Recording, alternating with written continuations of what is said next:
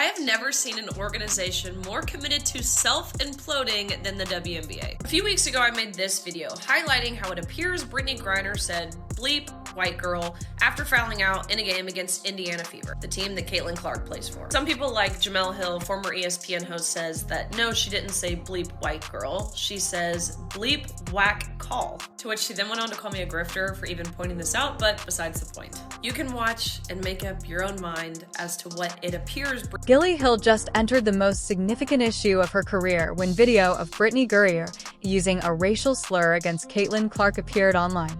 Prior to this catastrophe, Hill hurried to defend her, but her defense backfired badly, and now she is dealing with a reaction that is turning her past disputes into amicable arguments. Please share your opinions in the comments section below on whether you believe media figures like Jemele Hill should protect athletes in the face of unambiguous video proof, or if they should wait for all the facts. Let me tell you, it's going about as well as you might expect. So here's what happened during the Indiana Fever's 81-76 victory over the Atlanta Dream. Oh boy, where do we even begin with this train wreck? Jemele Hill, the same woman who called Donald Trump a white supremacist and was suspended from ESPN for it, has now chosen to plant her flag on the most radioactive hill possible in defense of Brittney Griner's alleged racial remarks about Caitlin Clark. With 4 minutes remaining in the game, Brittney Griner fouled out.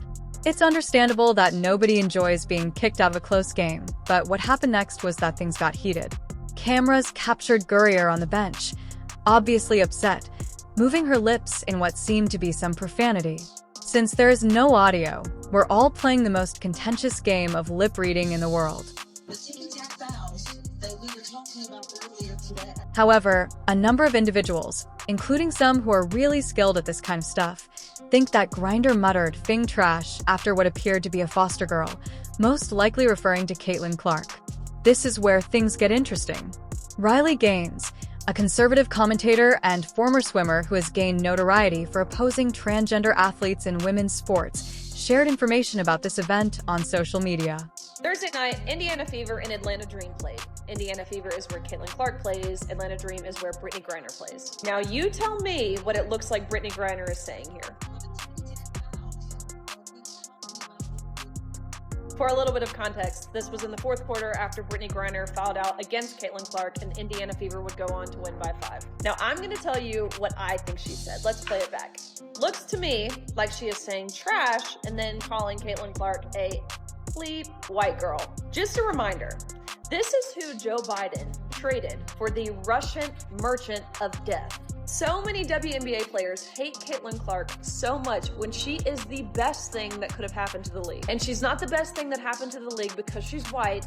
It's because she's a good player. It's because she's the best player. Now, imagine if Caitlin Clark said the inverse of this. It would be reprehensible, condemned, and understandably so. You've got all of these individual players. You have sports commentators, people like Ryan Clark, who constantly tout of the racial tensions that exist in the league when in reality, they are the ones perpetuating and amplifying these racial tensions with their anti-white hatred for Caitlin. She reminded everyone that this is the same person as what she thought Griner was saying.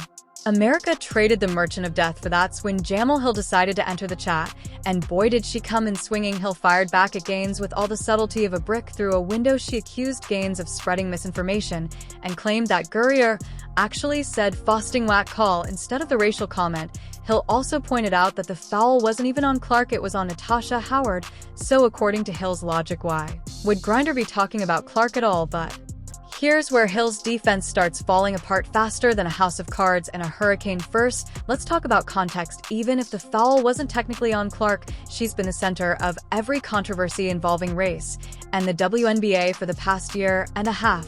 When players get frustrated in games involving the Fever, Clark's name tends to come up whether she's directly involved in the play or not. Second, and this is the big one, Hill is asking us to believe that in a moment of pure frustration, Griner decided to critique the officiating with the phrase "fuxing whack call." Really, that's what we're going with, because that sounds about as natural as a politician telling the truth. Let's be honest about what probably happened here. Griner was frustrated. She saw Clark on the court, and she let her emotions get the better of her. It happens. Athletes say stupid things in the heat of the moment all the time, but instead of just acknowledging that this might have happened and moving on, Hill decided to go full defense mode, and that's where the instant regret part of our title comes in, because Hill's defense has opened up a can of worms that she probably wishes she'd left closed first. Let's talk about the optics. Hill, a black media personality, is defending a black athlete against accusations of making racial comments about a white athlete. Now, I'm not saying that's automatically wrong, but in today's hypersensitive climate,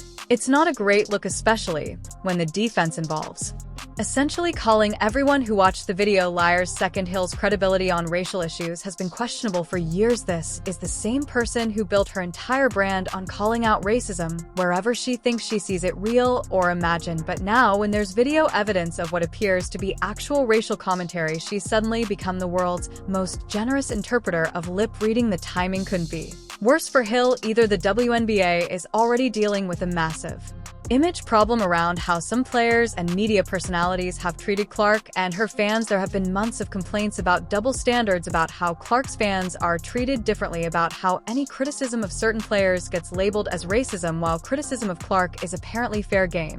And now Hill is essentially telling everyone that their eyes are lying to them, that what looks like a racial comment is actually just frustration with officiating. It's the kind of gaslighting that makes people lose faith in media personalities entirely. But wait, it gets better. Rather of arguing over what Griner said or didn't say, Riley Gaines never wanted to back down from a confrontation and retaliated against Hill. You claim to care about women's sports, but where have you been on the biggest threat to women's sports? Gaines turned to Hill's silence about transgender players in women's sports. In response, Hill instructed Gaines to go buy Leah Thomas some flowers and express gratitude for her rise to fame. In other words, Hill accused Gaines of stealing the transgender athlete issue, which is ironic coming from someone who has dedicated her professional life to exposing racism in everything from breakfast cereal to sports. Jemele Hill is a master at leveraging controversy to further one's career, but below the surface of this Twitter feud, Hill is defending the indefensible because she has positioned herself in an ideological corner and spent so much time defending black athletes against racist attacks that she is unable to recognize when those same athletes may be making racist remarks themselves. This is the same reasoning that causes people to defend obviously guilty people simply because they happen to share their political views or skin color. Hill refuses to acknowledge that Griner may have said something inappropriate because doing so would undermine the narrative she has been promoting for years, and that narrative is beginning to crumble under the weight of reality. The WNBA ratings have plummeted without Caitlin Clark, and fans are sick of hearing lectures about how they should and shouldn't support the league that Hill and others claimed was better off without all those new problematic fans. Instead of admitting any of this, Hill is sticking to the same old strategy, accusing anyone who disagrees of racism or ignorance. What's really annoying is that Hill could have handled this entirely differently, saying, "I don't know exactly what Griner said, but if she did make racial comments, that's not okay." Regardless of her frustration level, she could have used this as a teachable moment about how emotions can lead to poor choices and how everyone, regardless of race, needs to be held to the same standards. Instead, she chose to gaslight everyone who watched the video and saw what they saw. She chose to make excuses for behavior that, if the races were reversed, she would be demanding suspensions and sensitivity training for. And that's exactly why people are losing trust in media personalities like Hill. The double standards are becoming impossible to ignore. The selective outrage is getting ridiculous. People are smart enough to recognize when they're being manipulated, and Hill's defensive Griner feels like pure manipulation. Let's also talk about the broader context here. This isn't happening in a vacuum. The WNBA has been dealing with racial tensions around Clark. Since she entered the league, there have been hard fouls, there have been comments from other players, there have been media personalities constantly stirring the pot. Clark, to her credit, has handled all of this with remarkable grace. She's focused on basketball, she's been respectful to opponents and officials, and she's brought unprecedented attention and revenue to the league. But she's been subjected to a level of scrutiny and hostility that would break most people, and when video emerges that appears to show yet another instance of racial commentary directed at her, Hill's response is to defend the person making the comments rather than acknowledge that maybe, just maybe, Clark deserves better treatment. The fact that Griner has been treated like a child by the media for years. She was arrested in Russia for drug possession, turned into a political pawn in international affairs, and was eventually traded for a real arms dealer, makes the whole situation even more ridiculous. Despite all of that, She was presented as a victim deserving of sympathy and support, but now that there is evidence that she may have made offensive racial remarks, Hill is still standing by her. It's as if there is no conduct that would lead Hill to conclude, you know what, maybe this person isn't worth defending. The Riley Gaines angle adds even more complexity to this whole situation. Gaines has gained notoriety for opposing transgender athletes in women's sports, which has made her a target for progressive activists like Hill. As a result, when Gaines criticizes Gurrier's alleged remarks, Hill takes it as an opportunity to disparage a political rival rather than address the real problem. This is the wrong approach. It should be about upholding moral principles and treating everyone equally regardless of their identity or political affiliations. However, Hill is unable to see past her own prejudices. The irony is that Hill's defense is likely making things worse for Gurrier by refusing to acknowledge what most viewers of the video seem to see. She is so committed to her role as the defender of progressive causes that she is unable to admit when someone on her side may have messed up. This type of tribal thinking is poisoning discourse everywhere. If Hill had simply stated, I can't tell exactly what was said, but everyone needs to be respectful regardless of frustration levels, he would have increased attention to the event and given the impression that a cover-up was taking place. Her defensive answer has turned the story into a multi-day dispute that is causing far more heat than light, which leads us to the instant regret aspect of the entire situation. Normally, this story would have subsided in a day or two.